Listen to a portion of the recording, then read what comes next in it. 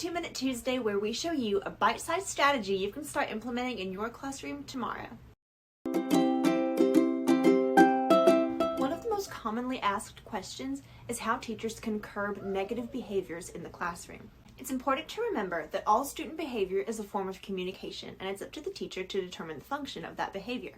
One of those 4 functions is attention seeking, and it's important to note that oftentimes when a student is exhibiting attention seeking behavior, really they're seeking a connection.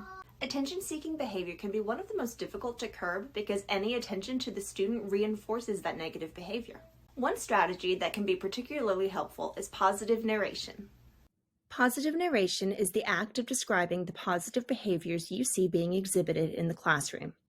Immediately after giving a direction to the class, begin looking for who is participating correctly, engaging appropriately, or completing the direction in an expected way. Begin to call out what you see. I see that Marcus has his hand raised and he's ready to answer. Great job participating, Marcus.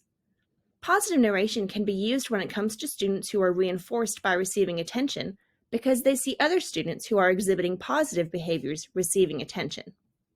Positive narration may also help other students who might have missed the directions the first time be able to know what they're supposed to be doing or what's expected of them. Head to digitability.com to download our free how-to guide for using positive narration in your classroom today.